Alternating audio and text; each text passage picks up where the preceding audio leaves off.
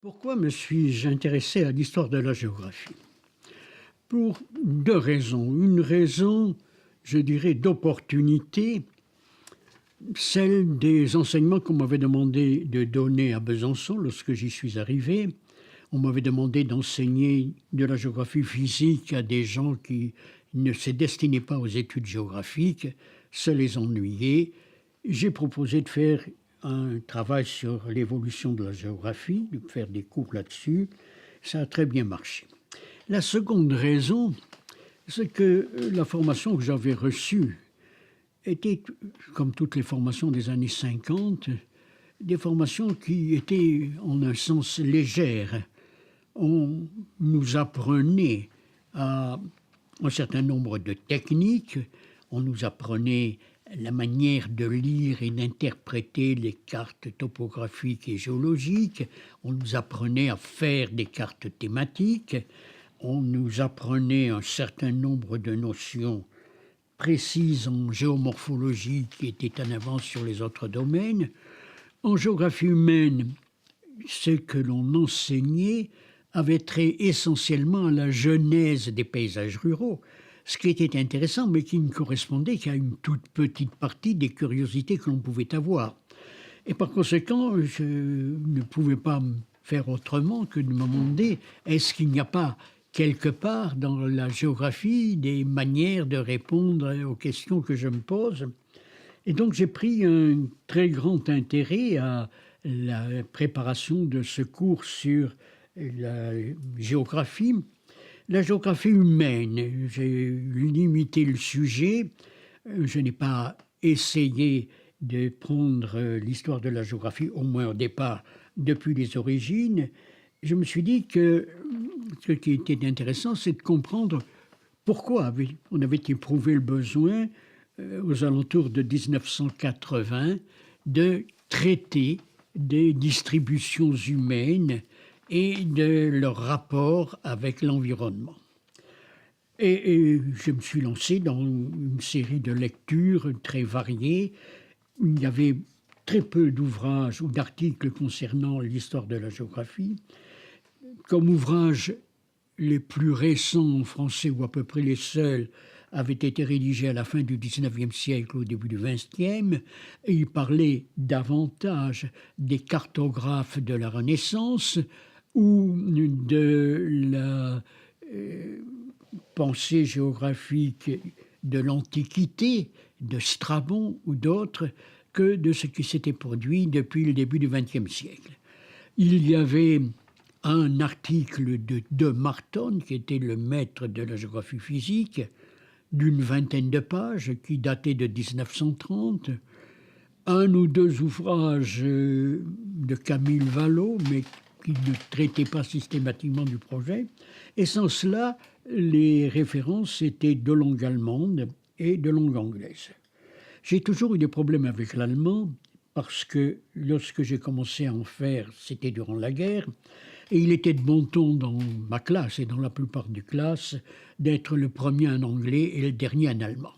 Et j'avais réussi à être, sinon le premier, du moins dans les premiers en anglais, et être sinon le dernier, du moins dans les derniers en allemand.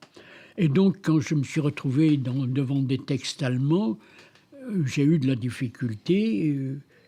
Certains auteurs sont accessibles pour quelqu'un qui n'a pas fait beaucoup d'allemand, mais la minorité. Et je dirais que j'ai lu davantage l'allemand des Suisses allemands, dont la structure est très fortement marquée par la proximité du français. Leurs phrases sont courtes. Alors que j'ai eu par exemple un ami allemand, Dietrich Bertels. Je me rappelle avoir voulu publier un de ses articles en français. Il y avait une phrase de plus d'une page, une page un quart. Pour la traduire, j'ai fait appel à un collègue de l'université de Fribourg, à un germaniste de l'université de Nancy, et puis j'ai réuni dans mon bureau à Paris l'auteur et 2 spécialistes de la géographie allemande, ce moyennant quoi ils m'ont mis une traduction où la phrase était coupée en 3 ou 4 morceaux. Enfin, ce n'était pas ma tasse de thé. Et donc, c'est plutôt d'ouvrages anglo-saxons que je me suis inspiré, de Richard Hodgson, qui montrait l'influence de Kant sur la naissance de la géographie humaine, et puis celui de Freeman, qui montrait l'influence du darwinisme. Et c'est celle qui m'a paru incisive, parce que c'est pour répondre à l'idée qu'on ne peut comprendre l'homme sans comprendre comment l'environnement l'a façonné, au moins en partie, que la question s'est posée à partir de 1866, la publication de l'ouvrage de Haeckel sur l'écologie.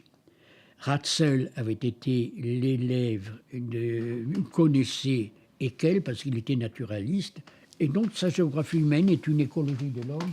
Et c'est cette histoire d'une discipline qui se forme vers 1880 et qui évolue donc jusqu'au début des années 60 que j'ai voulu raconter.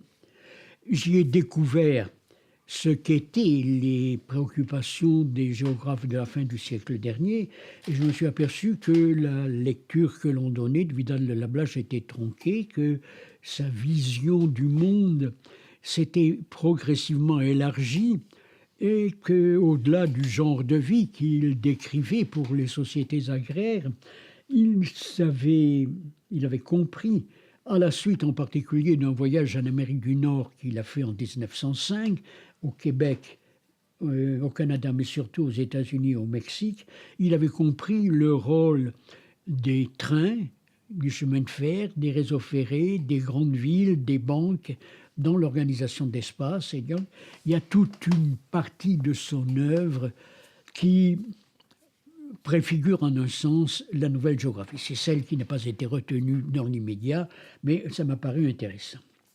Et je me suis rendu compte, en préparant cet ouvrage, qu'il se produisait à partir des années 1955 une coupure, que ce que l'on cherchait à faire en 1960 n'était plus sensible. Alors, j'ai bien compris que c'était lié au problème que posent les sociétés plus complexes de notre monde, des sociétés urbanisées. Mais il y avait pour cela un changement de point de vue. Et dans l'essai sur l'évolution de la géographie humaine que j'ai publié en 1963, je consacre la deuxième partie de l'ouvrage à...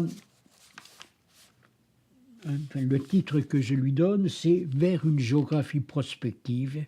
Et c'est la première histoire de la nouvelle géographie qui a été écrite dans le monde.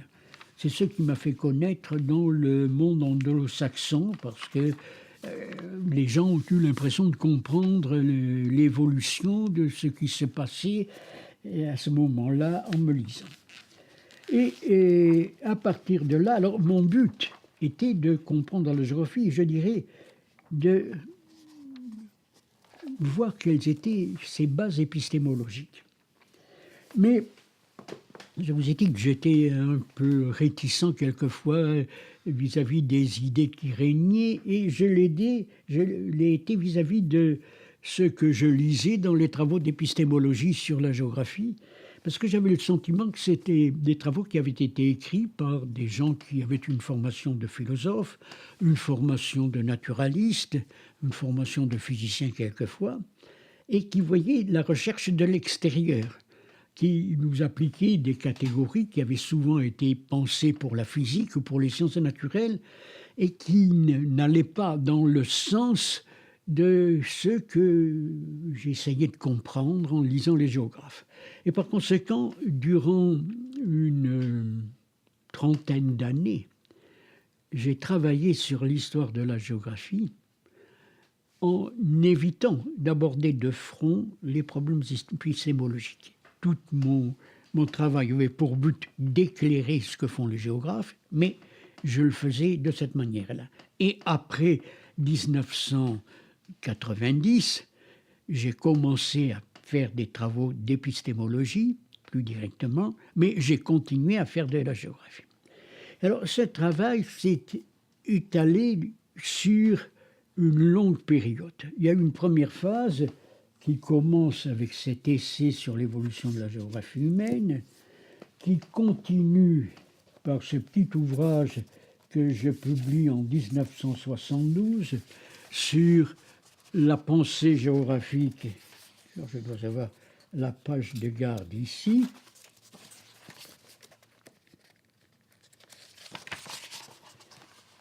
Une introduction à l'histoire de la géographie intitulée La pensée géographique en 1972. Et puis, en 1976, j'ai fait une nouvelle édition de l'essai que j'ai augmenté d'un tiers, c'est-à-dire que j'y ai raconté.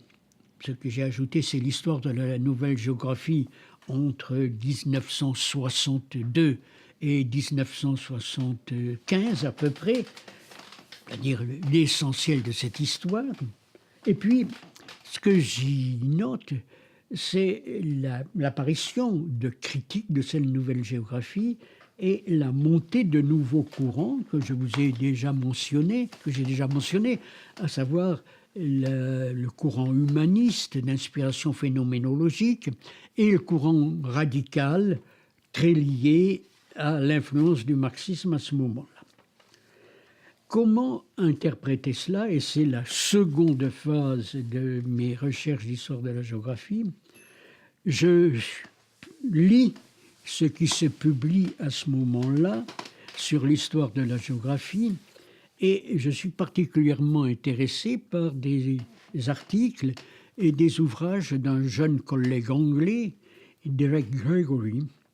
Il enseigne depuis 25 ans à l'University of British Columbia à Vancouver. Il a quitté Cambridge donc il y a fort longtemps. Et ce qu'il reprend, c'est une idée qui vient d'Habermas. Habermas distingue, en 1972, je pense, 3 formes de sciences. Les sciences qui expliquent le monde tel qu'il est, les sciences positives, les sciences naturelles, ou dans le domaine de la géographie, je dirais la géographie politique, la géographie vidalienne ou la nouvelle géographie. Leur but est de constater le reproche qu'on leur fait. Elles s'arrêtent quand elles constatent qu'une société fonctionne, qu'elle maîtrise l'environnement sans se préoccuper de savoir comment les gens vivent, si c'est juste, si c'est injuste, s'ils sont libres. La seconde étape de Habermas, c'est celle de la science phénoménologique, celle qui s'intéresse au rôle de la communication, celle qui fait, si vous voulez, des sciences sociales une analyse qui prend vraiment en compte les spécificités du social. C'est donc la seconde phase. Et la troisième phase, c'est celle de la science critique, qui permet enfin de montrer ce qui cloche, ce qui ne va pas, de dénoncer les injustices. Et ce que fait d'abord pour l'ensemble des sciences sociales aux États-Unis Bernstein, c'est d'appliquer cela à l'ensemble des sciences sociales en 1976, je pense. Et en 1977, c'est ce que reprend Derek Gregory. Il y a eu la phase positive, géographie classique et nouvelle géographie. Il y a une phase de sciences phénoménologiques, celle de la géographie humaniste, et enfin la science critique. Ce qui lui permet de distinguer les deux transformations qui ont eu lieu en réalité simultanément, celle de l'approche humaniste et celle de l'approche radicale, et d'escamoter la seconde, de ne pas s'attarder sur la seconde, et de dire ce qui compte, c'est l'approche critique, l'approche qui se développe à partir de 1970, sous l'influence en bonne partie du marxisme. Donc c'est cette idée qui m'inspire et en même temps que je retoque, que je n'accepte pas complètement. C'est-à-dire que je ne considère pas que ce qui compte, c'est la succession de la science critique, de la science positive, de la science phénoménologique et de la science critique, mais une évolution en 3 phases dans laquelle il y a une place pour la géographie classique, la nouvelle géographie, les approches humanistes et les développements critiques me paraît importante. Et c'est ce auquel je consacre cet ouvrage qui s'appelle « Géographie humaine et économique ». C'est un contemporain. C'est un titre que je n'ai pas choisi, qui m'a été imposé par l'éditeur, comme ça arrive souvent. Pourquoi humaine et économique? C'est l'éditeur qui l'a fait. Il m'a dit les géographies économiques, ça se vend mieux que la géographie humaine. Bon. Et puis contemporaine, c'était pour dire quand même qu'il y avait un peu d'histoire et de l'histoire contemporaine. C'est un ouvrage qui présente la particularité d'être illustré d'exemples nord-américains, parce que lorsque j'ai été invité à l'Université de Montréal en 1977, c'est ce que j'avais enseigné, et les étudiants gauchistes que j'avais, au bout de 3 semaines, étaient venus me trouver et m'avaient dit « Monsieur Claval, ce que vous racontez, c'est intéressant, mais ça n'a aucun sens pour nous. » Et pour essayer de leur montrer que ça avait du sens, j'avais repris l'histoire de la géographie en montrant comment chaque version fournissait une interprétation possible de la géographie de Montréal et du Québec, que ce soit de la géographie classique ou que ce soit les épisodes suivants. Et à partir de là, ils m'avaient suivi, c'est ce qui m'avait... Et donc j'avais incorporé ces exemples-là dedans. Ça, c'est la deuxième phase. Et puis la troisième phase commence aux alentours de 1992. Je suis invité à ce moment-là, en 93, mais enfin je commence à préparer un peu avant, je suis invité à enseigner l'histoire de la géographie à l'université nationale normale de Taipei à Taïwan. Et ce qu'on me demande, c'est une vue d'ensemble de la géographie et une vue qui ne soit pas uniquement francophone ou centrée sur l'Europe.